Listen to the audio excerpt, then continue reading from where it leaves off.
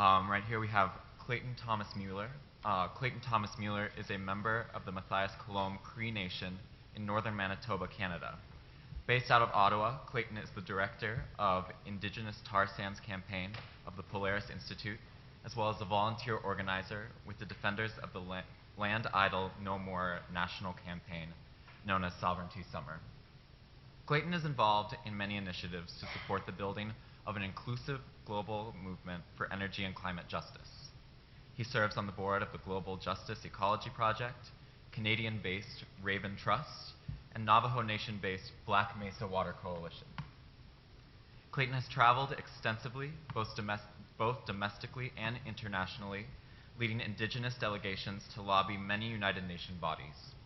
Clayton has also coordinated and led delegations of elected grassroots leadership to lobby governments in the US, Canada, and the EU. He's been recognized as one of the top 30 under 30 activists in the United States, and was also recognized as a climate hero in 2009 by Yes magazine.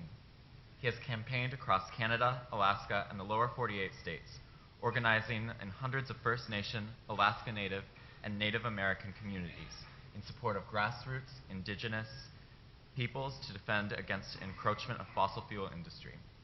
This has included a special focus on the sprawling infrastructure of pipelines, refineries, and extraction associated with the Canadian tar sands.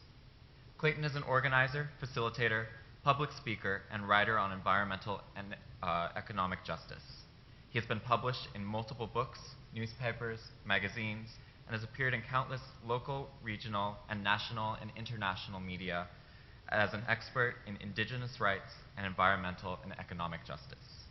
And now, to give us a native rights-based approach on thinking about extraction and the tar sands, please welcome Clayton Thomas-Muller.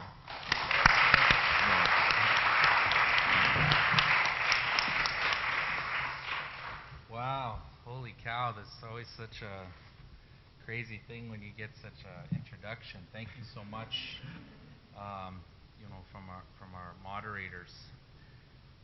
First and foremost, I just want to say greetings. I'm really happy to be here. And just in terms of protocol, first and foremost, I do want to acknowledge the traditional territory and those ancestors of this land from I believe it's the Abenaki people. And just to say that as a guest in these lands, both my son Felix, who has joined me here on this trip, and I will walk lightly and have already been very well fed, and we will most certainly, I'm sure, return home from this territory, talking about it in a really good way from deep within our hearts. Secondly, I'd like to acknowledge, Middlebury College and everybody who came together to organize today's symposium. I thank you for your leadership and your organizing. And thirdly, I wanted to acknowledge each and every one of you that came down today to both listen to some of the narratives being told and to respond with your reactions and your questions and all of that good learning stuff. And so before I begin, I'll just explain the way that I do things. I didn't prepare a PowerPoint presentation. I do that sometimes, but I didn't this time. I have a short, random video that I'm going to show you before I get into my talk, just to kind of get the juices flowing in your head. And before I do that, though, I'm going to sing a song in a good way, just to bring in and invoke that spirit into this room. And after that song, I will begin the video. And after the video, I'll do some talking. And then we'll get to the good part, which is where you get to talk and ask me whatever the heck you want to know. Because that's the part I'm always most excited about, is not what I have to come and think you want to hear, but rather what you want to ask me about. So we'll get there. We've got a good chunk of time here, so I'm going to open up with a song first. You're free to take photos, record. My only thing is, if you're going to record or take photos, my verbal agreement policy on intellectual property rights like that is that you post them on Vimeo or YouTube or Facebook, or get the word out, because the information I have to share is for everybody. And so yeah.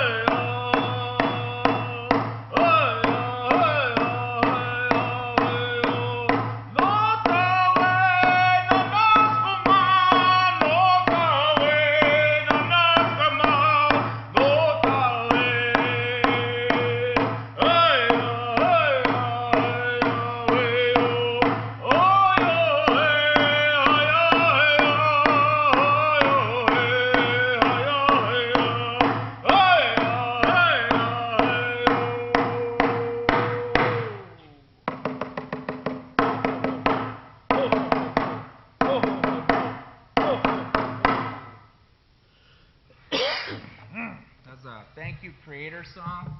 It's always good to give thanks to Creator as much as we can. So yeah, as mentioned, my name's Clayton. My spirit name is Strong Thunderbird Man. In our language, we say as an official greeting, Bonjour, Anin, Danse, Zongebene, Sianene, which is my name. Tishna Kas, my spirit family is Gnu Totem, is Eagle Clan. So really happy to be here. I'm going to show you this video. Oh, there's sticky tape. I'm going to show you this video now. So just watch it, blank your mind out, see how it makes you feel. Make sure the volume's up good, but not too crazy because the audio on her voice, the one who's speaking, is super loud. Just a warning.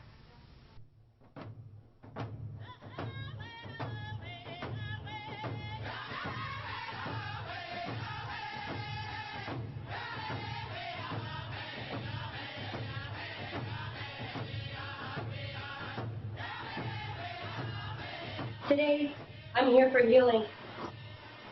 To pray for healing for the land, healing for myself, healing for my family, healing for all communities that are impacted by this giga project that we call the tar sands. And all of the associated infrastructure projects like the Keystone XL Pipeline, Line 9, Northern Gateway Pipeline, Pacific Trails, and Kinder Morgan. And those that today were impacted by an explosion by train north of Montreal that was carrying crude oil. And we want to say that enough is enough. We know that by continuing to extract tar sands and emitting greenhouse gas pollution into the air, we are contributing to climate change around the world. So not only are we in an ecological crisis, we're in a moral human crisis. All around the world we see people's homes and traditional territories being turned into industrial landscapes. We see people's drinking water turned into toxic dump sites for industrial facilities. But the prophecy also speaks of a time when people will gather from all four sacred directions, all distinctly separate, but all connected in the circle of life. Those who have kept their ancient knowledge, ceremonies, and traditions and stories alive shall be the teachers. It's at a time when people from the four directions come together to walk for justice, for peace, for freedom, in recognition of the Great Spirit and the sacredness of Mother Earth. People from diverse backgrounds and creeds will begin to truly work together in honesty and respect and dignity, with a sense of solidarity for one another. So brothers and sisters, it gives me deep hope to see you here today with us. Today I'm honored to walk with you. Hi, thank you very much.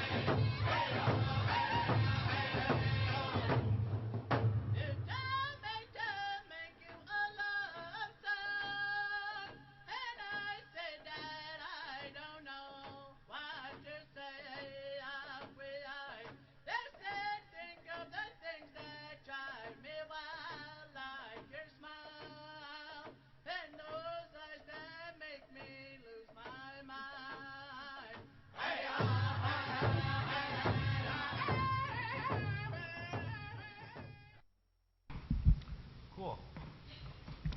So I just wanted to show you that little video. Okay. Can I just shut this? Yeah? So I just wanted to show you that little video to kind of set the context for what I was invited here to talk about as part of today's prestigious panelists. I did want to acknowledge Michael and is it Valentine? Yeah, for your wonderful presentations. I had so many questions I was already bugging Valentine with. We'll get to that later. What I was invited, I guess, to kind of fill out today's, what we're talking about at this year's second symposium is basically to kind of break down one strategic framework that has a tremendous amount of legal basis in the context of challenging the most powerful entities on the planet as we know them today. Can you turn down his computer? He's got it blasting. I can hear it from here. I'm pacifying him with Smurfs. I'm sorry. I know it's corporate media stuff. But dang, I really notice when Mom isn't around, and she knows vice versa. She notices when I ain't around. So we split She's got the younger one, I got our 7-year-old, and that's just the way it is. So, but essentially, you know, over the last 12 years, through the work that I've been doing in Indigenous communities across North America and in recent years globally, you know, we have been taking a very serious look at kind of your bread and butter approaches to environmentalism and the environmental movement and its intersection in particular with human rights. And of course, this intersection or that sweet point that I'm talking about here in the United States is commonly referred to as the environmental justice movement. Now, the environmental justice movement, which in recent years has been, you know, grown into and kind of gave birth to the climate justice movement in 2002 with the writing or drafting of what was called then of the Bali Principles of Climate Justice and the launch of that campaign. I was there. I was on the drafting team in Bali at the third preparatory summit of the World Summit on Sustainable Development, #2 in a series of 3, with the third one just happening last year in Rio +20. And so it's been an interesting 3 decades, I guess, when we take a look at, you know, when the environmental justice movement started here in the United States. It was birthed, you know, after the United Church came out with a very controversial report that basically proved that people in America and how much access they had to the protections of America's environmental protection policies, you know, and the oversight, approval, and regulatory and enforcement mechanisms of those policies, that kind of protection, and in particular where the most toxic and, you know, human health threatening facilities would be placed, that the determinants of those kinds of decisions and the level of access to those kinds of protections that people gained access to was very much determined by income, and very much, I think more scandalously, determined by race. And so, while there's a lot of poor white communities, particularly in Appalachia, who have been fighting mountaintop removal, you know, from King Coal sector, that have had their lives destroyed, there is a disproportionate amount of communities here in the United States and in other kind of colonial, settler colonial countries across the world where you know, our people, Indigenous peoples, communities of color, you know, communities of racial background, I should say, tend to, you know, have this toxic overburden of medical waste incinerators, other incinerators, oil and gas, conventional and unconventional development right in their communities or around them, mega-scale mining, forestry, you name it. They tend to be, you know, in these places that I'm describing. And the reason I just set this context for you is because one of the things that, you know, I worked for the better part of a decade for one of America's most recognized environmental justice networks, known as the Indigenous Environmental Network. And for 12 years, I ran their Native Energy and Climate program, which eventually I stepped down as the director of and stepped into a new role as the Indigenous tar sands campaigner about 7 years ago, when we decided to answer the call of 3 women from one family from a community in northern Alberta called Fort Chipewyan. It's the Deranger family. The women were Rose Desjardins, Lisa King, and April McCurdy, their young niece. But it was 3 generations of women from the same family that showed up at our Protecting Mother Earth conference, which was the way that we stay accountable to the hundreds of communities that IEN supports, you know, who are fighting the most devastating and mega companies that are encroaching into Indian lands, both in the United States and across Canada. And so these women showed up at our conference. They heard the stories, you know, powerful narratives from community leaders who are fighting against coal bed methane development, against pipeline expansions, against you know, different varieties of thermal power plants, coal, natural gas, you name it, being built or proposed to be built in their communities. And in every one of them, you know, they shared similar enemies and similar concerns around human health, treaty rights infringements, inherent rights infringements. The list goes on, and also not wanting to contribute to a rapidly destabilizing global climate crisis, in that way as well. All of these issues put on the table, and after these incredible leaders from Fort Chipewyan in northern Alberta heard all these stories, they stood up in a very humble way and they said, "We really feel y'all, but have you been to the tar sands? Have you seen it? Have you heard about it? Do you know what it is? Because we need your help. Not to undermine the help that you all are asking for, but we need that intellectual capital, that know-how of what has worked and what hasn't worked, more importantly, and we need that support and that help and that network to come to northern Alberta to help our people. Because the community that they come from, Fort Chipewyan, is Alberta, the province of Alberta in northern Canada. It's the oldest settlement as far as post-colonial in that province. It also carries the dubious title as probably the first community that'll disappear as a result of tar sands development. At least that's what community people say from the area. And to give you to shed a little bit of light, I guess, on what these three women from this Deranger family were talking about when they came to the Protecting Mother Earth conference in Fort Chipewyan. This is a sleepy village on the banks of the Lake Athabasca, which is one of the biggest freshwater lakes on the planet. It's part of the Mckenzie River water basin, which is a sixth of North America's freshwater resources. It's an interesting river system because it starts in the glaciers around Jasper and Banff, which is this big tourist kind of place in Canada. Anyway, anybody know where that is? Yeah? A couple people? Okay. You skiers might know where it is. But it starts up in the glaciers in the Rocky Mountains, okay? And those glaciers melt. The river flows north, which is pretty incredible. It flows all the way up through Fort McMurray, where the tar sands are. It flows up past there and goes up into Lake Athabasca, into the Athabasca Delta. I heard somebody say they worked with, I think it was you, one of the speak panelists did some work with UNESCO. The Athabasca Delta is the world's second largest freshwater delta on the planet. It's a UNESCO World Heritage Site. It's home to tens of millions of migrating birds that come annually to give birth to their little babies. There's beavers and muskrats and all kinds of wildlife and fish in Lake Athabasca. And it is the meeting point of two massive rivers, the Peace River from British Columbia, the Athabasca River. And the two rivers meet, fill up the delta. They fill up Lake Athabasca.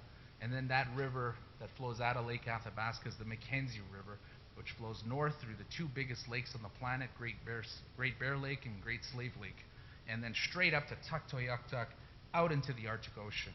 And it is just the most incredible and biodiverse and wonderful region on the planet. And it's home to Cree, Dene, and Métis Indigenous peoples who have used this riparian system for transportation, as a source of food, as a sacred place, a source of water, for time immemorial, since, according to their own oral history, the Creator placed them there. And so the issue right now that this community and the dozens of other Indigenous communities and settler communities that live along this river system and that rely on this sacred water as a source of life, all of these communities are severely disproportionately threatened as a result of Canada's main economic driver, the tar sands industry. The tar sands itself, in and around Fort McMurray, is part of the Athabasca deposit. Okay, there are three tar sands deposits in Canada. There's the Athabasca, there's the Cold Lake, and there's the Peace River. These three combined make up a recoverable source of oil that makes Canada, I mean, some people say third, I like to say second. It's basically a race between Venezuela and Canada for the dubious title as second biggest proven oil reserve on the planet. Now, the important distinction to make, though, when you look at number one being Saudi Arabia, and you look at Canada, is that tar sands is an entirely different classification of fossil fuel unto itself, okay? For those of you that are concerned about the coal sector and that are kind of geeking out on coal and you know all about coal, well, in coal, there's different levels of quality, right? Different percentage ratios of the amount of coal inside of what they're pulling out. And in North Dakota, they pull out this stuff called lignite, and it's like 90% peat and basically 90% dirt and 10% coal. And that's basically what tar sands is. It's 90% clay and sand mixed with about 10% bitumen, which is a scientific term for that particular type of petroleum. And so, you know, they have to invest bajillions of dollars in front-end capital to get this stuff, just to get it out of the earth, okay? And to get it out of the earth, they have to literally roll the forest up. They cut all the trees down. They roll the bog up like a rug, literally like a rug. And then they get all the minerals out of there. And, you know, anything that is less than 300 meters below the surface, they use a process of strip mining, similar to what you see in Big Mountain in Navajo Nation, or similar to what you see in, say, Montana and Wyoming border. They, you know, the big strip mines with the big earth movers. Now, the difference, though, between the earth movers and the size of the mines that they're doing in tar sands compared to some of the big coal operations you see here in the United States and in places like Australia is that they are using the biggest earth movers on the planet. These things are 10 stories high. Okay, they carry 300 tons per load. 3 scoops from one of these things fills up a dump truck, but these are not your regular dump trucks. These things are like 4-story, 3,000-foot houses on wheels, okay? And these trucks and these earth movers are operating 24 hours a day, 365 days a year. And, you know, and that only represents, the mineable resources in the tar sands only represent 20% of the whole recoverable reserve. The other 80%, they use an entirely different type of extraction. It's called in-place extraction, or SAGD, steam-assisted gravity drainage. I know this is very technical, but you have to understand the distinction. The SAGD stuff, well, it's not open strip mines, is just like, anybody concerned about fracking? Anybody ever seen those maps of the fracking pads and how they fragment landscapes and roads and pipelines and it's just like, there's a great report by Greenpeace called Death by 1,000 Cuts. Download it for all you frackers, anti-frackers out there. But that's what they propose to do in the tar sands, is they want to use this in-place steam-assisted gravity drainage technology. They want to build thousands of miles of pipelines and roads and link it all up together, and they want to inject thousands and billions of liters of fresh, pristine water into the earth mixed with all kinds of mystery solvents and chemicals to literally melt the oil deep underground after they've superheated this chemical concoction and then suck it up in another pipe. All right? And the troubling thing about this is that the tar sands mining, the strip mining process, already uses, you know, anywhere from 3 to 4 or 5 barrels of fresh, pristine water for every barrel of oil that they produce, because they have to wash the oil out of the sand and clay, right? They have to wash it out and put in these big things, and they get all the sand and gook out of there, and then they create this thing called synthetic crude, and they have to mix that synthetic crude with a thing called condensate, which is even more toxic than the petroleum itself. It's just so it'll flow through a pipeline, and then they ship it down to the United States where all the refineries are that can refine this stuff. They don't refine this stuff in Canada, the majority of it, eh? And so the challenge, I guess, or I guess the kind of science fiction kind of story that comes here, it's like a science fiction horror story, is that the amount of water and the amount of carbon emissions that come from the other 80% that they want to use steam-assisted gravity drainage, it uses 4 to 6 barrels of water, maybe sometimes more in some instances. Like I said, they put these mystery chemicals in there, solvents and all kinds of crazy stuff that they inject into the earth. There's no hydrological or geological studies to see where that water will go or how it'll contaminate aquifers and groundwater sources in northern Alberta. And a really great case study for you all to check out right now, it's all over HuffPost and all over the mainstream media, is Cold Lake, Alberta, which is the traditional territory of the Beaver Lake Cree, who I'll talk about in a minute. But in the Cold Lake, Alberta military bombing zone of the Canadian military, okay, they approved a bunch of SAGD development, all right? And now there's been a blowout. So there's one of their developments in Cold Lake by a company called CNRL, Canadian Natural Resources Limited, that has seeped 1.5 million barrels, I think, of oil into the forest. Okay, there's like 4 feet of oil in the forest. There's animals dying in it. This is the traditional hunting territory of the Beaver Lake Cree. They're losing their access to food security. They're losing their access to clean, fresh water resources, all of which are constitutionally enshrined and protected by Canadian law and by the trust relationship, the unique legal relationship between the Canadian government or the Crown and First Nations people that signed on to the treaty in that territory. And this is what I want to kind of get into is that in a minute though. But the fact is that all this stuff's happening in Fort Mac, okay? Fort McMurray. And, you know, every single day when they use all this water to get this oil out of this clay and sand, they also use natural gas, okay? Now, I'm not an advocate of natural gas. I think that we have to turn the tap off. We have to stop burning fossil fuels right now, plain and simple. I do understand those out there doing the, oh, we have to transition, we need the transition bridge argument. Let them do their work. The fact of the matter is we have to stop burning fossil fuel, plain and simple, right now, coal, gas, and oil, all unconventionals included, or we're going to be really hot and swimming a lot. And so the fact is, though, is that they burn enough natural gas every single day in the tar sands for this process of separation that I'm talking about to you to heat 2.6 million Canadian homes. And, you know, it's cold as hell in Canada. Our homes are horribly inefficient, so that's a lot of natural gas, you know. And the other point that I just wanted to make to you is that they move enough earth every single day in the tar sands. It takes 4 tons of earth for every barrel of oil they produce. Any baseball fans out there? Couple? Anybody know about the Toronto Blue Jays? Yeah? Well, they play in the Toronto Sky Dome.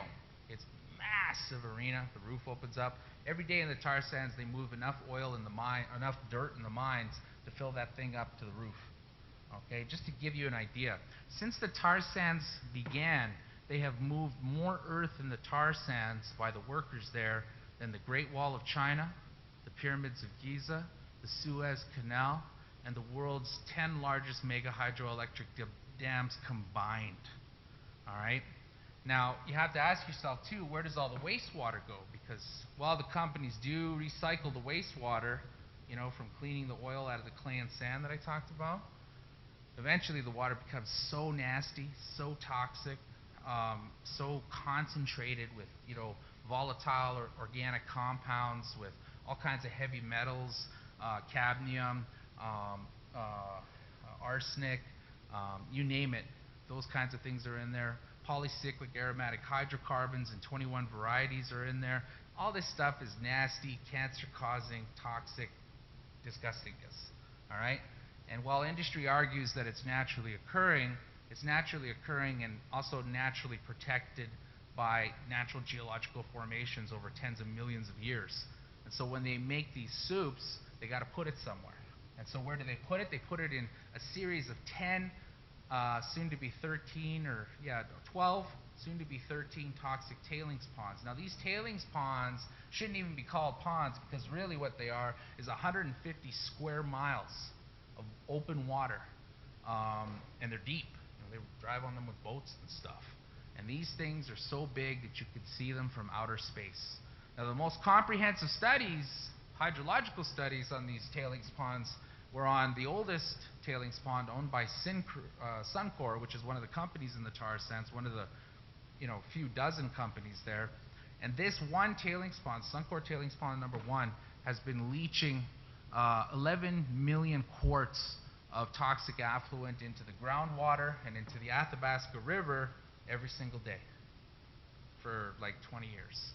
And there's now 13 of these tailings ponds. And the other newer tailings ponds dwarf Suncor number 1 significantly.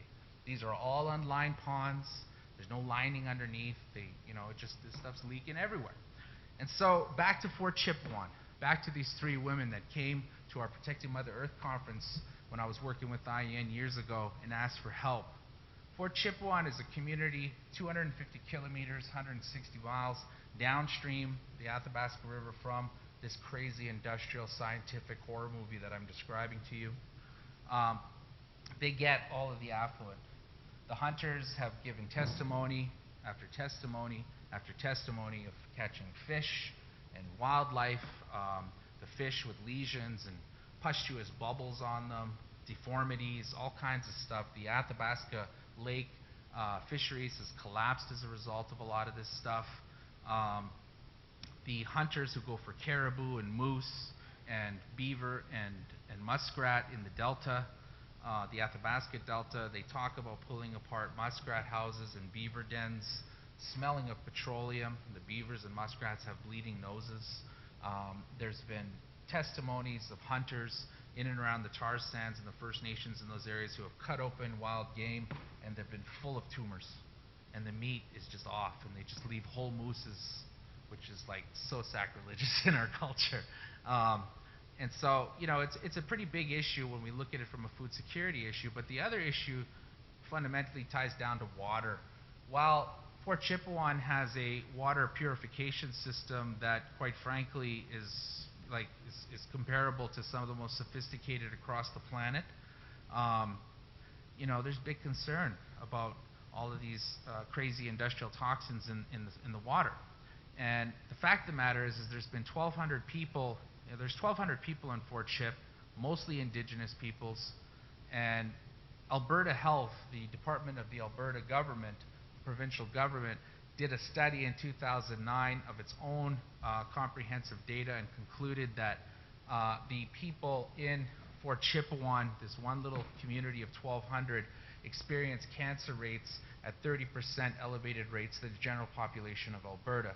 And there have been, in the last 10 years, over 100 people out of a community of 100 or 1,200 that have died from rare forms of cancer and autoimmune deficiencies, all linked by emerging science that was paid for by communities and their supporters, and by their own, you know, traditional ecological knowledge base.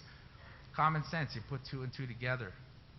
Tar sands is contributing to significant health issues in the community. While I can't say that it's like 100%, it's pretty damn obvious, and that something needs to be done before they continue to keep, you know, rubber stamping and approving 99% of industry expansions applications in that area. And so, you know, the main thing I guess that I'm getting at here is that the Canadian government, the Alberta provincial government, and big oil, okay, they're having this massive party in Alberta. Okay, the tar sands is one of a few remaining places on the planet where private sector oil companies can still go in and do what they do. 80% of the world's petroleum resources have been nationalized by state petroleum firms. They're controlled by countries. This is one of the last places where Exxon and Shell and BP and Total and Statoil and now Sinopec and PetroChina, a couple of state petroleum companies from there, you know, and all the U.S. companies are all doing what they're doing, and they're doing it as a result of the fact that Alberta has the lowest royalty rates globally. They have basically given oversight and regulation to the companies themselves, and they do not pay attention to their own existing laws, okay? And so for us, as Indigenous peoples and allied campaigners and allied settler communities, you know, we face a pretty big challenge in Canada right now. And not only that, but we have a lot of pressure on our shoulders from across the planet, you know, during a time of, again, our rapidly destabilizing global climate systems, you know, of a time when, you know, the link between militarization and violence and war and all this stuff, the geopolitics of energy, you know, there's a lot of stuff going on. I mean, what is the current statistic? I think it's in the hundreds of thousands of people that die annually just from climate-related events now, and that number is compounding. And so there's a big challenge that sits on the shoulders of a lot of people, and that weight gets heavier and heavier the closer you get to the front line of resistance in the development zones. And so as Indigenous peoples in Canada, one of the things that we have figured out, and that we've always known actually, is that we have a unique place in this country. It's a unique relationship with the state, defined by 300-400 years of very scandalous colonial history and gunboat diplomacy and all kinds of nasty stuff, just like the United States. But the fundamental difference between America and Canada is that in Canada they didn't have Indian wars.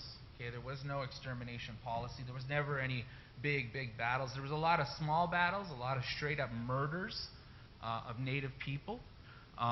But there was never like a big Indian war like you had here. Custer died for your sins, all that good stuff. What the British did is they put out the British Royal Proclamation, which on October 7th is the 250th year anniversary of. And the Royal Proclamation resulted in the founding of Canada, and it was the first colonial proclamation to come from a monarchy of a colonial country, the UK, Great Britain or whatever, England, to actually recognize the inherent title, the God-given rights of the Indigenous populations. And it defined a whole process of treaty negotiations. With Canada, we have treaties numbered 1 through 11, which are internationally, legally binding, recognized treaties, just like a bunch of others that exist out there, that are enshrined and protected by international law, by the UN Declaration on the Rights of Indigenous Peoples, which is part of international law now. And essentially, for us, the Canadian government has been on a bonanza leasing sale, not just in the tar sands, but right across the country. The mining sector is experiencing a renaissance.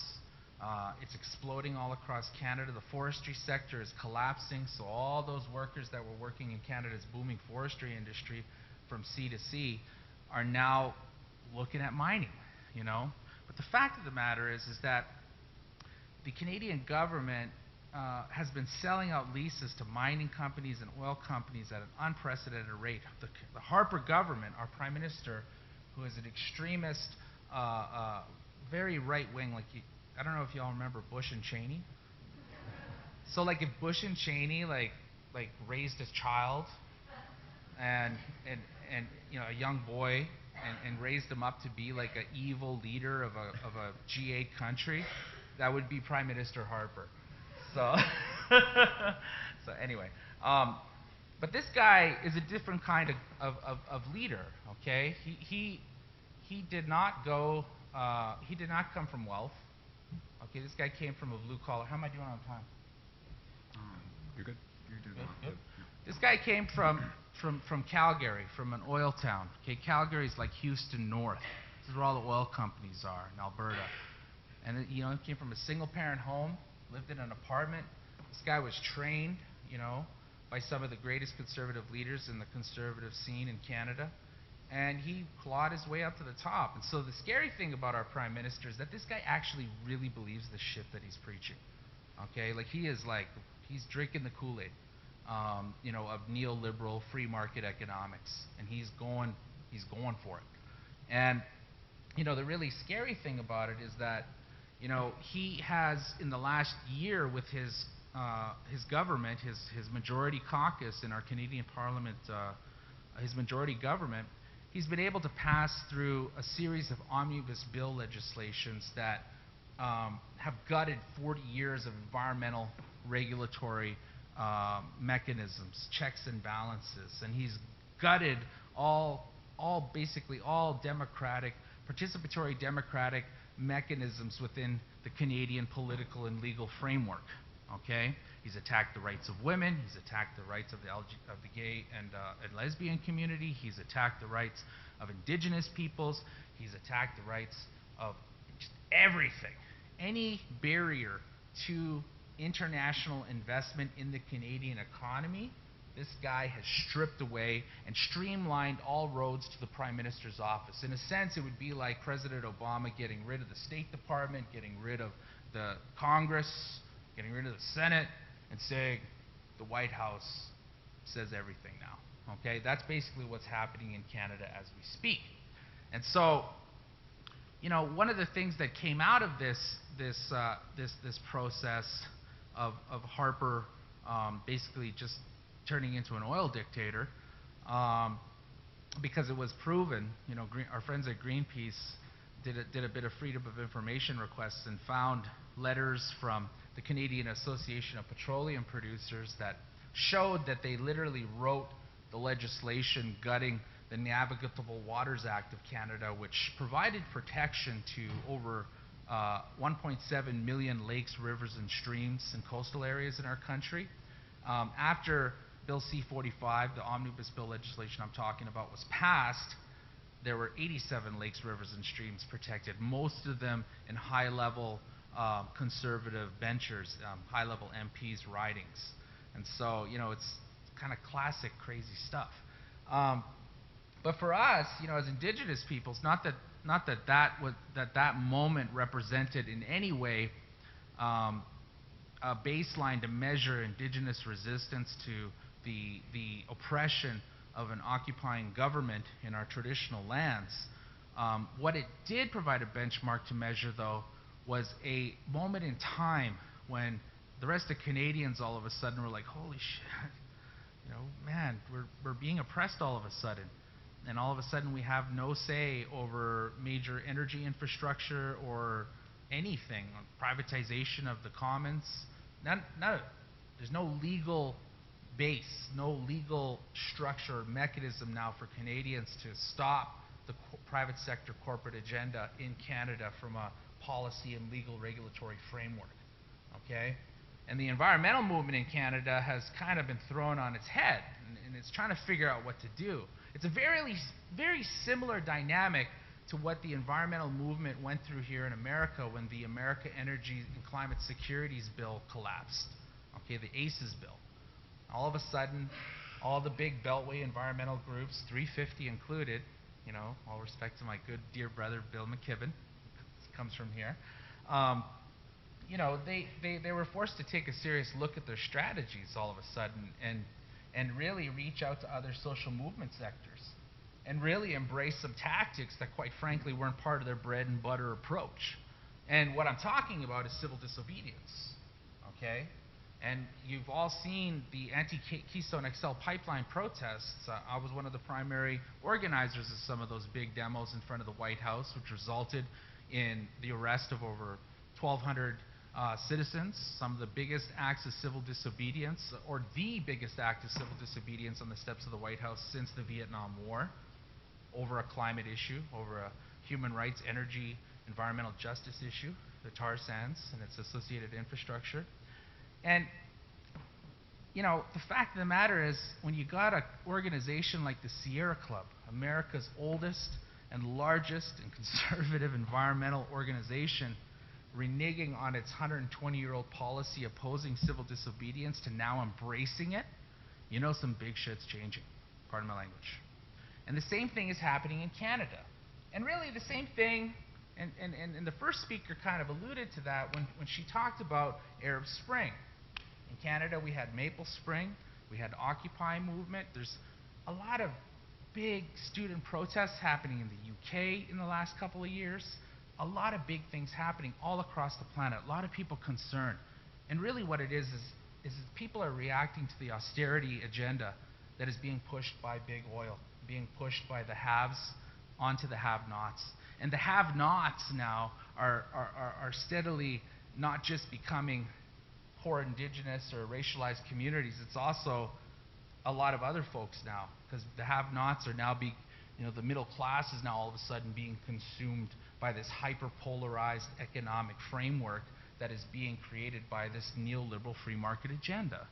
And, call it what you will or call it what you won't. The fact of the matter is this current climate has created some incredible opportunities for convergence.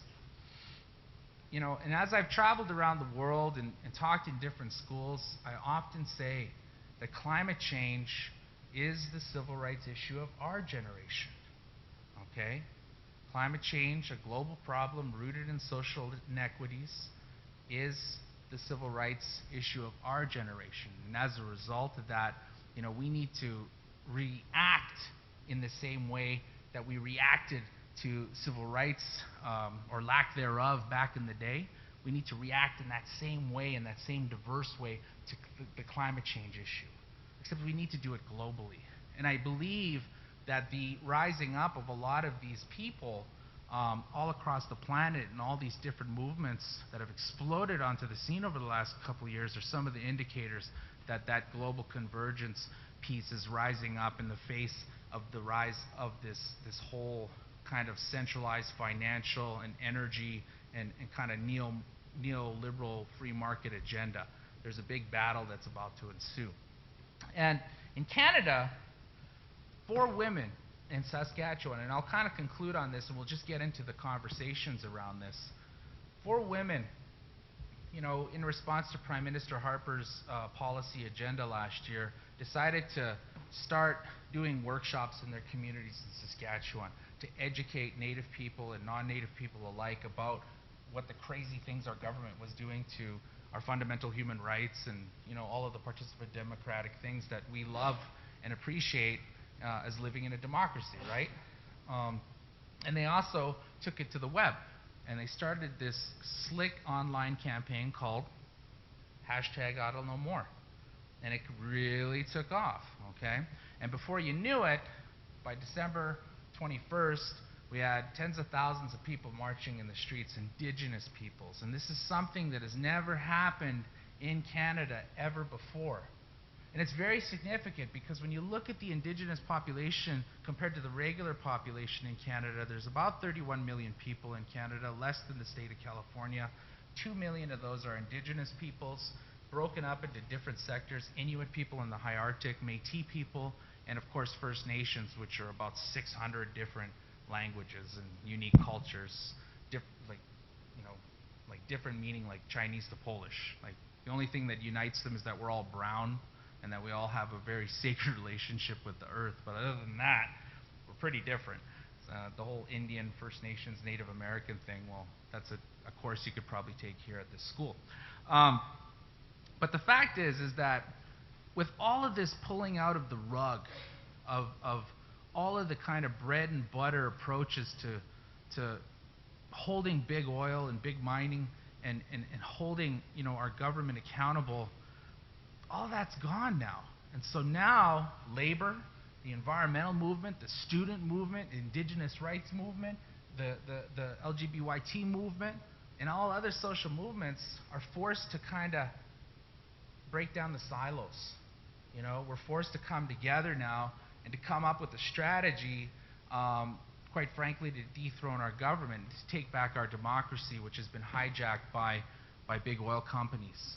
And the really incredible piece about all of this is that the legal framework that's driving this strategy that most, I would argue, every single one of these social movement sectors that I'm talking about will eventually be depending on, at least in the context of the legal interventions, is the native rights-based strategic framework. And if you look at the history of Canadian environmentalism in the last 4 decades, there has not been one major environmental victory won without First Nations peoples at the helm. It was not the Canadian Environmental Regulatory Monitoring Act. It was not the Fisheries Act or the Migratory Birds Act or any of these pieces of legislation that stopped the Mckenzie Valley Gas Project or the James Bay Hydroelectric Dam proposal in the 80s, or the you know, there's lists and lists and lists of major battles that many sectors, but most notably the environmental and First Nations sectors, got involved in. And in every instance, it was First Nations rights-based strategies that put a stop to these things, supported by a broad social movement intervention, okay? They didn't do it on their own. They needed all their settler allies. They needed all the NGOs doing all their slick campaigns and stuff, doing all the memes and all this. But when it came to the courts, they had the legal power to stop these things in their tracks, okay? Even at the suggestion of going into the courts, they had enough basis and historical precedence within the Canadian legal regulatory model, because we use a common law system, right, which is all based on precedence.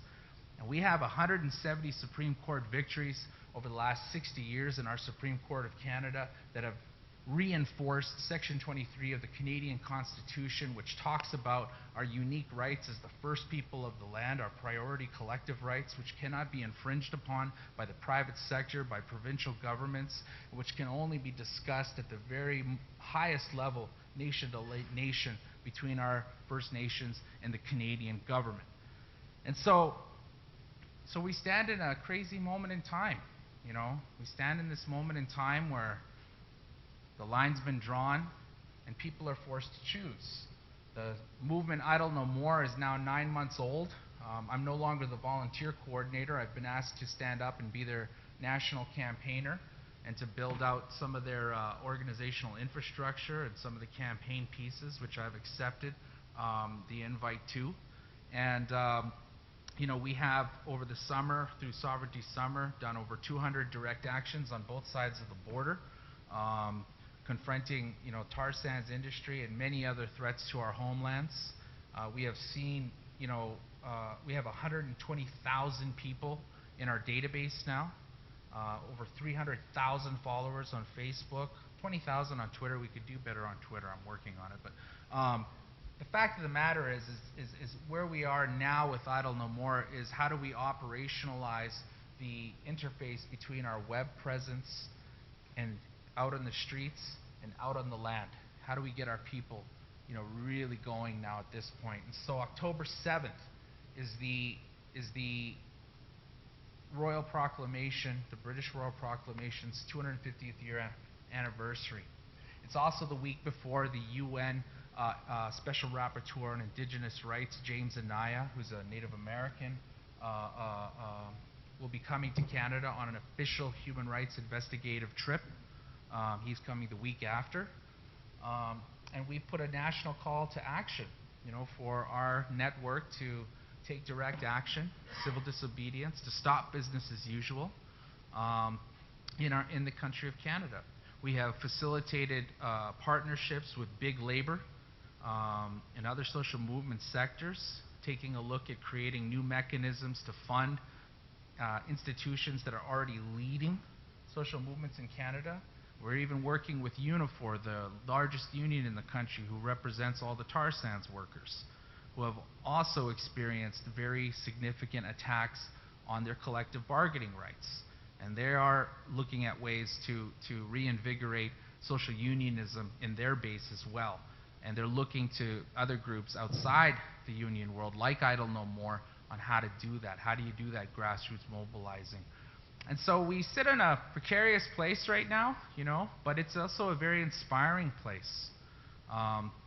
You know, this native rights-based strategic framework, I've seen it when executed effectively. It is very successful. We even managed to, and I won't tell the whole story, but we even managed to defeat Bush and Cheney during their first term. You know, we managed to, using the native rights-based strategic framework, stop the U.S. energy bill that they were trying to pass. Of course, they got reelected, and then they just destroyed us in the second term and passed the energy bill. But, you know, we managed to smack Bush and Cheney in the first energy bill, and we killed it using the native rights-based strategic framework. There's an article on the Canadian Dimension magazine, literally called "The Rise of the Native Rights-Based Strategic Framework," that I encourage you all to check out. It talks more detailed about this whole piece. But I wanted to open it up now to my moderator and leave it at that. Have some questions and reactions.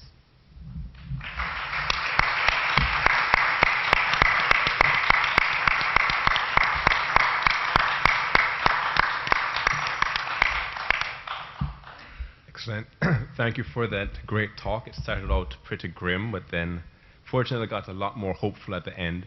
I think this is pretty interesting because one of the things that we know about the mainstream environmental movement is that this idea about justice seems to be fairly new, at least certainly here.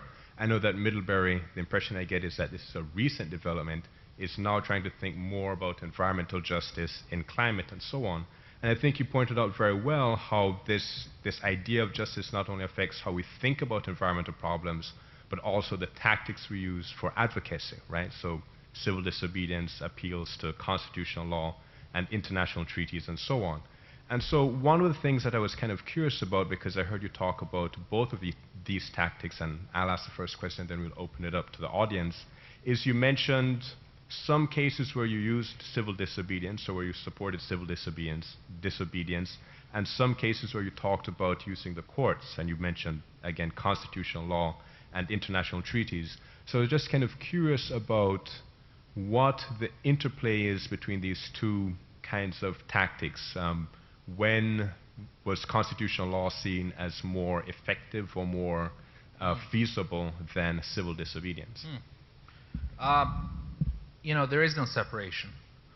One of the things that I didn't talk about here, because I knew we'd get a question and it would be you'd get the context way better with the question that my colleague here just asked. When we built up the world's most successful and visible environmental campaign ever in the history of mankind, and it's still raging on right now, and Middlebury's own Bill McKibben has gotten involved in it, the campaign to shut down the tar sands in Canada.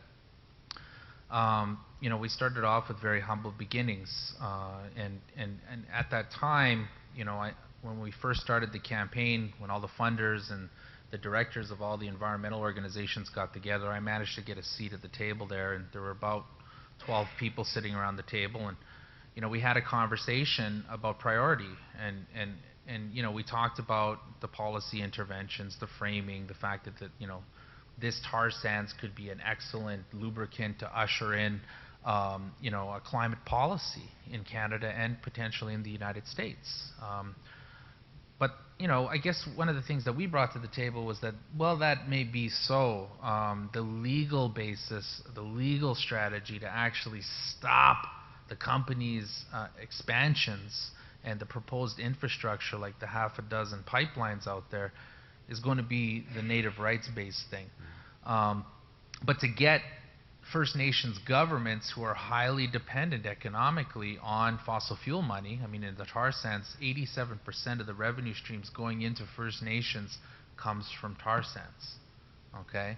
And so, I mean, for those of you that studied economics and then studied the Dutch disease, you know that when it gets to be above, what is the GDP, above 14 or 15% based on petroleum, you're done. You'll never balance your books. That's it. It's the Dutch disease, you know? So 87%, imagine the dilemma to try and get off of that kind of economic dependency on a destructive economic driver like tar sands. And so, you know, what we were able to do through a lot of scraps, a lot of fights over ideology, over strategy, over tactics, was to realize that what we had to do as a movement was not to come up with what was the best strategy, but rather how did we manage the intersection between the policy intervention, between the litigations, between the civil disobediences, the mass actions, and most importantly, the education campaign, you know, both online and door knocking and in community centers and in college and university campuses like here right now. How do we manage the interface between those things? And how do we root that system, that interface, in a strong anti-oppression, anti-racist, anti-colonial framework, so that we don't get destroyed as coalitions by the same age-old race, class, and gender power dynamics that typically rip apart these types of coalitions in the United States and in Canada.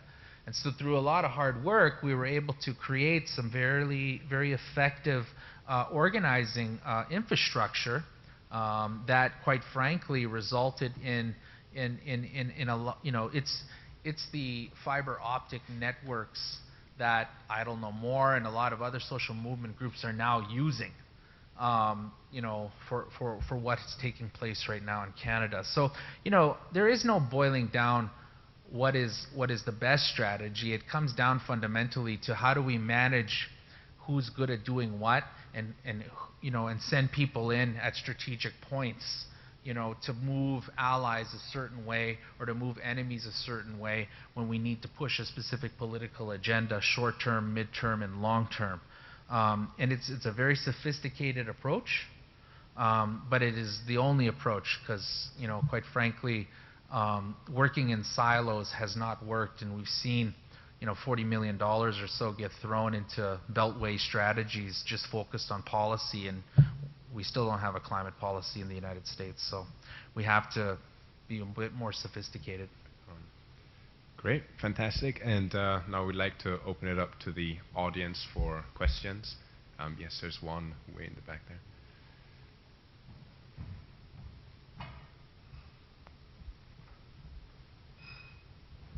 Thank you very much for your presentation. I'm Jacob Trop. I teach here in the history department. I teach mostly on African history, but I'm also doing a lot of history on Native American development issues. So I've got a lot of various interests. I'd like to hear more about some of the things you were just talking about grassroots mobilization, particularly in Alberta itself, because I'm very curious how you strategically deal with opposition, not just within local settler communities, but also within Cree, Dene, and Métis communities, because there are obviously vocal supporters of oil production and jobs and things like that. And so what are some of the things you're doing to sort of deal with that strategically on the ground? Well, it's my hand. So Felix, wave at everybody real quick.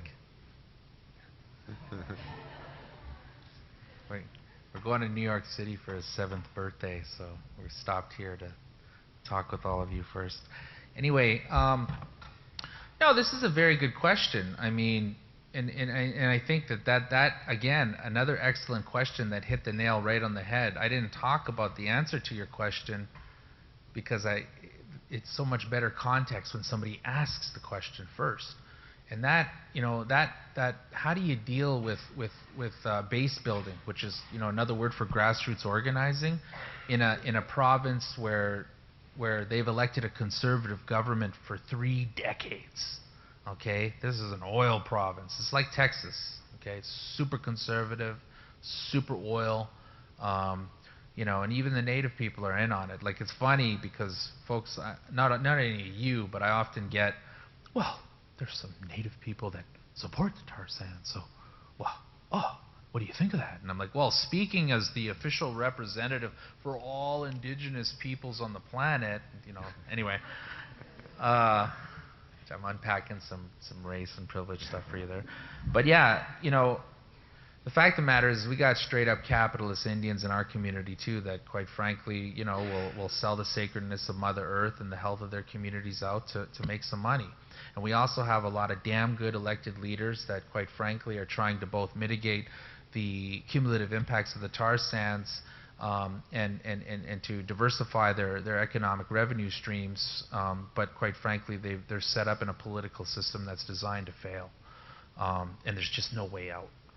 And so your question really speaks to the question I think that all social movement sectors in North America right now are faced with, and that is, do we keep doing what we're doing and do what Albert Einstein described as being crazy, doing the same action expecting a different result? Or do we learn from, banging our head on the wall over and over and over again and try something different?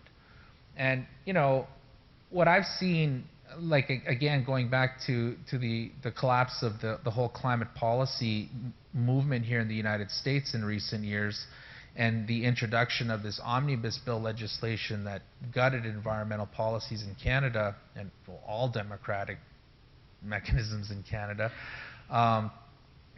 is that it really put the question on the table: are we trying to, dethrone the government, or are we trying to change the system? And I think that fundamentally, and I piss a lot of people off when I say this, but for me, I work in a social movement framework. In other words, we have checks and balances of accountability to the communities that have asked us to do what we do as allied campaigners. And they speak for themselves. We're sent out in the world to help hack things and create opportunities, open new windows, find resources, help with communications, organize actions, both direct actions, civil disobedience, and mass actions, all that stuff. But the fact of the matter is that our communities speak for themselves. They lead the movement. It's a fundamentally different type of organizing than issue-based or electoral cycle-based campaigns. What our interest is in identifying people out there whose struggle, whose liberation, whose health, whose fundamental rights are tied in with ours, to expand a political base of resistance. It's called social movement change theory, I guess. You know, and anybody who studies social movements over history, all of this stuff isn't new. This is all stuff that, quite frankly, I think maybe through the 80s got forgotten about, at least in the United States. But it's coming back. And really, for me, I don't spend a lot of time, you know, trying to convince soccer moms and NASCAR dads to, you know, take on big oil, because quite frankly, a lot of people out there are very comfortable, and they don't want to get uncomfortable, and they don't, you know. So there's some good people though that can get to that population and that have been working with that population. For us, we're really interested in targeting those communities that, you know, are are on the what we refer to as the front line and the fence line of resistance, and we're really interested in building up that particular base to create enough pressure for systemic change. And that's, quite frankly, you know, a lot of what I see happening now is that a lot of the mainstream groups who have been failing are now embracing, some would say co-opting, straight up stealing, but I think it, you know, I don't look at it like that. I look at it as Indigenous peoples and the environmental justice movement. You know, we've been doing some pretty good stuff, and we've been keeping a lot of carbon in the ground, and people are just starting to embrace it more so now. And a lot of people are getting our rhetoric more now because, quite frankly, with the whole austerity agenda and the global economic crisis, there's a lot more poor people out there, a lot more people on our side. And with the rise of Idle No More in Canada, even in the blue province of Alberta, people are reacting to the racism that has bubbled up to the surface by seeing Native people being so visible. It's like some 1950s Mississippi stuff going on in Canadian media right now, racism against Native people. But the fact of the matter is the more racism that gets into our mainstream media in reaction to our movement, the more that our government continues to stay silent on it, the more that, you know, kind of liberal Canadians are coming to our side. And, you know, through the base building strategy, like I said, we're not trying to change the NASCAR dads and soccer moms, because for the most part, they're God-fearing, law-abiding, tax-paying citizens. And if we change the system itself, the laws, begrudgingly maybe, they will follow them. And so it's a social movement framework, and it's fundamentally different than what the big bread and butter NGOs do. Yes. Yes, down here.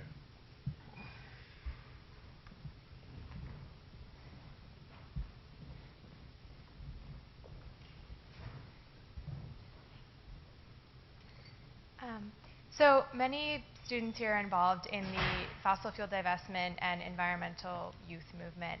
And in recent times, there has been a shift, I would say, in part precipitated in the general movement, but there's been this shift of talking more about justice, environmental justice, climate justice.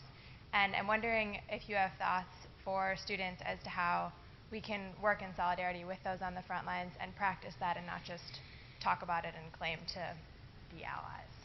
Yeah, I mean, you know, it's a tough question. It's a really tough question for folks to deal with, and, you know, quite frankly, there's a lot of people out there with some damn good answers. You know, there's a school out of the Bay Area called the School of Unity and Liberation, SOUL, the acronym. They got a website. They got phenomenal curriculum. Okay, amazing, like social movement, anti-racist, anti-oppression, how to be an ally kind of training stuff.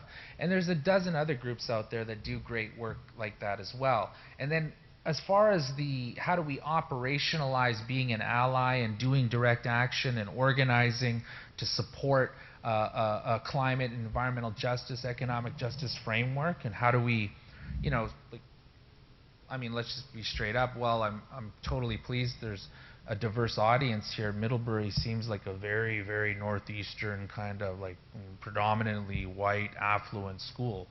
So there's a lot of privilege there, you know, and I think that, getting down to the butt end of it, how do we use that privilege in this school and in other campuses like that to flip power on its head and how to fundamentally shift things. I think that you just have to do trial and error, and I think that really it comes down to finding those communities in your region. I think in this area, it's the Abenaki, and there's probably some other justice issues. You just got to look for it and ask, how can we help? And I think that and it comes through trial and error. And I think fundamentally what it comes down to as well, for those of you in the audience that come from a settler background, settler being the term that we refer to as people whose grandparents or great-grandparents or you yourself, came from a different place to this land, but you weren't indigenous to this land. I think that, bottom line, you just gotta, when you do organizing, there's two different schools of anti-racism. One of them is the white liberal guilt school of anti-racism, and then the other one is I've got white privilege and I want to use it to help, create a better world, and I'm gonna acknowledge I have it, but I'm not gonna let that guilt of what my ancestors did, cripple me into apathy, because I think that happens quite a bit. And I also think that when we try to create coalitions, between racialized communities and other communities, that whole issue quite often is underplayed, and people react, at least just speaking from my own community, they don't want charity, okay? They want comrades, they want to work, they want to be hand in hand, walking together, challenging corporate power. And I think fundamentally that's the unifying issue here that we're all kind of dealing with. Climate change, tar sands, those are symptoms of the issue, all right? And the issue, especially here in this country, is our economic system. As long as we have a free market capitalist system, a predatory economic system, a lifestyle that is systematically protected by laws and by the very founding documents of this country, that looks at ecology and the environment as this never-ending infinite resource. I mean, we've hit the glass ceiling, and the indicators of that are never-ending wars all across the planet by U.S. military, covert or right in the open, climate change, developing unconventional sources of oil like the tar sands in the outer continental shelf and in the Arctic Ocean. Oh yeah, and by the way, everybody should be tweeting and Facebooking the crazy stuff that's going on in the Arctic right now with Greenpeace. 25 people got arrested by Russian authorities trying to stop Gazprom, the partner of Shell, who's drilling offshore. So you'll find it on Facebook, you'll find it on Twitter. Just search Russia, Greenpeace. Tweet that stuff out, because we don't know what's going on with them right now. There's 2 Canadians on that action team. But yeah, the Russian government came down hard on them and took their boat, the famous Greenpeace boat and all this stuff. But anyway, but yeah, going back to your question, I just think that you really got to do trial and error. Don't be afraid. If you screw up and you piss somebody off and they're like, "You're a racist," just be like, "Okay, sorry. Well, I'm just trying to learn. So let's do this again," and learn.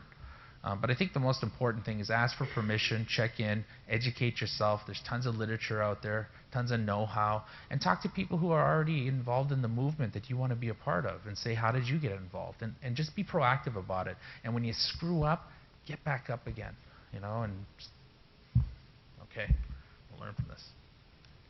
If I may just follow up on that. One of the things I think is interesting, so you talk about this movement being oriented around this kind of anti-racist framework, but in reality, a lot of mainstream environmentalists don't really want to talk about racism because it's uncomfortable for a lot of people, right? I mean, you talk about privilege and so on. So I guess just kind of from your experience, has this anti-racist component to what you've been talking about as a tool for advocacy caused some friction with other kinds of environmentalists? Has it been a net a barrier to alliance building, or has it helped an alliance building, or has it been balanced, I guess? No, there has been a tremendous amount of uncomfortable, at least in my own personal life and career. There's been a crazy amount of uncomfortable conversations and outright shouting matches and whatnot when we're trying to unpack how racism and classism and gender oppression plays out in the environmental movement. And you know, if you look at the history of the environmental justice movement, I talked about this report from the United Church in 1990 that proved that in America, if you were poor, and if you were poor and from a racialized community, chances are you were going to have some really toxic facility like within a couple blocks of your house. When that report came out, all of the leading people of color, environmental kind of social justice groups wrote a letter to the big 10 environmental and conservation organizations saying, hey, you know what? You're raising all this money, you're doing all this stuff, but you're not talking about human rights, okay? And you're not talking about these systems of power that, quite frankly, are glass ceilings for our communities to be able to have our voices heard within your environmental movement. And a lot of that is historical. A lot of that has its roots in kind of the whole Sierra Club, David Brower kind of like notions of wilderness. You know, this idea of like vast empty landscapes devoid of mankind's touch. You know, we must conserve these places so that our kids can go and connect with Mother Earth on their SUVs and ATVs. And anyway, this ethnocentric kind of analysis within environmentalism has dominated. But I argue with the recent events of the Sierra Club changing and reversing their policy against direct action, against civil disobedience, those times are coming to an end. And I would push it even further and just say that the big environmental organizations and the big conservation organizations, most of the conservation organizations are already just as bad as corporations. I mean, WWF is working with they're doing corporate engagement, but what has happened as a result of that is they've become very corporate. There's a great, even Greenpeace, and I love Greenpeace, but you have to ask yourself the question, do they really want to save the whales? Because that's their main fundraising driver. There's a big challenge with being big and trying to change that culture, that organizational ENGO culture, conservation culture, is quite frankly a very daunting task. And that's why, when we look at things, we have to look at it from the perspective of how do we manage the interface? Because these big groups do important work. They really do. Some of it's counterproductive to the work that the movement is doing, but they do important work, and they provide important infrastructure and resources to frontline communities and grassroots groups. But, I think the question really is not has there been uncomfortable conversations, because yeah, there has been. There's been great learning moments from those conversations. But what we're now tasked with the challenge of doing is how do we not solve racism, classism, and colonialism and all these bad things, but how do we develop the mechanisms to effectively deal with them when they pop up in our coalitions so that we can overcome them in a healthy way, so that we can learn from them in a healthy way, and so that we can develop the intellectual kind of accumulated intellectual capital and know-how on how to unpack these systems and to move forward in a good way and not have our coalitions completely destroyed by stupid stuff like freaking white privilege and racism and classism and genderism. All right, we have time for, I think, one or maybe two more questions from the audience, right?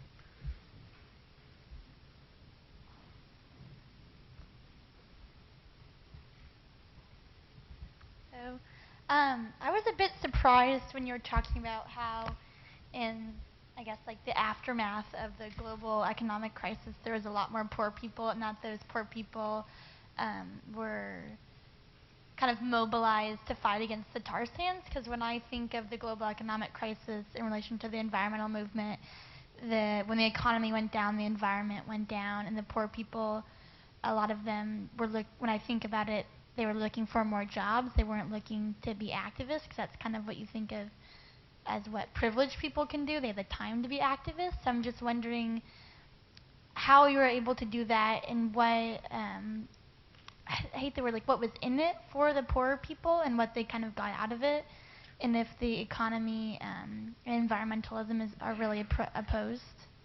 Clarifying question. By poorer people, you mean recently poorer people? Yes, the Like, poor people you referred to when you said that, like, yeah. there was more poor You know, people. who I'm referring to, of course, is, I mean, look at Occupy Wall Street. You know, and another great resource that I encourage you all to check out, it's on YouTube. It was called Indigenous Perspectives on Occupy.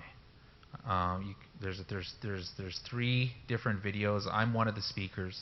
Check that out. Check that out, because it's a good resource that kind of speaks to what you're asking, because it's a very loaded question.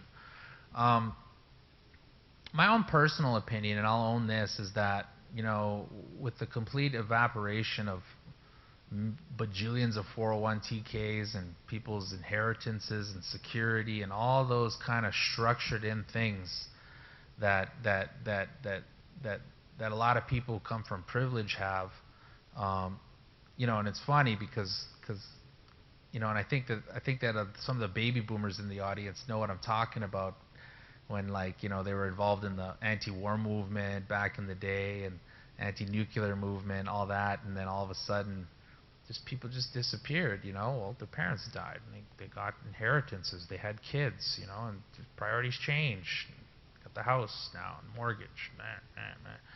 I think fundamentally, when you have major economic structural shifts, like the collapse of a bunch of U.S. banks and and the disappearance of wealth, and like the illegal, like, grabbing of homes and all of that stuff by banks, it created a certain amount of insecurity amongst people who aren't used to it. And I think that compelled a lot of people to get out into the streets and to start calling out Wall Street. That said, it wasn't a perfect process. And, you know, when most of us who come from the environmental and climate justice sector watched Occupy Wall Street unfold, none of us even knew it was happening until the day of. We were like, huh? Who organized this action? Oh, what the hell? And it was like Adbusters and some New York groups. But anyway, all analysis aside on how white Occupy Wall Street was, it did represent, you know, kind of a welcome to the club moment. You know, of a base that, quite frankly, hadn't been coming to the club to dance ever, and you know, and it was a good thing. It sucked seeing a bunch of kids get beat down by the police and all that, but, you know, that's a daily reality for a lot of the communities that we work with, and so it represented a shift, you know, an expanding of a political base of resistance. And there's a lot of learning, though, that had to happen there, because there was a lot of lateral violence that happened during Occupy Wall Street, because a lot of these youngsters that got involved in it had no political analysis, no historical analysis of civil rights movement. They didn't know who the communities were that were leading the current struggles. They didn't understand race, class, gender, colonial dynamics. And yeah, a lot of those uncomfortable conversations my friend was asking about happened during Occupy. But it led to some good convergence pieces as well. Yeah. Right. I'm sorry to cut this short, but we do have to adjourn for dinner, and I hope that we may continue some of this conversation later. So let us thank Clayton Thomas-Muller for coming today.